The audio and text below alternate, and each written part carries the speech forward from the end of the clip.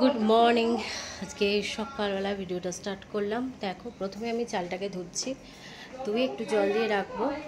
আর আজকে একটু রান্নাবান্না করতে হবে, মানে রান্নাবান্না বলতে আজকে চিকেনটা অর্ডার করা হয়েছে, সেটা দিয়ে গেছে। তো চিকেনটা এখন রান্না করব। আর এই চালটাকে আমি ধুয়ে নিচ্ছি, ধুয়ে জল দিয়ে ভিজিয়ে রাখি, তারপর রান্না শুরু হবে। তো ভাবলাম না, ভিডিও বন্ধ করা যাবে না।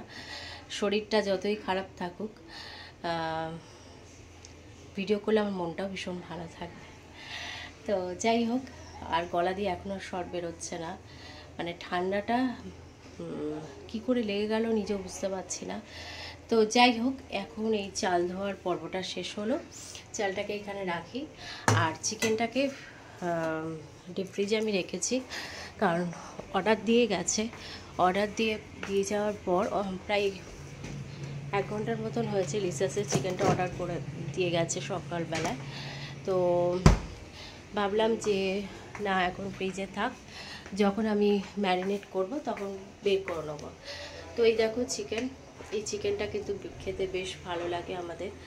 তো এই চিকেনটা আজকে রান্না করব, এই হচ্ছে ব্যাপার। তো চলো, এইটুকুই ভিডিও। তো এখন দেখি আবার পরে কি ভিডিও করতে পারি। তো চলো, এখনকার মতন টাটা।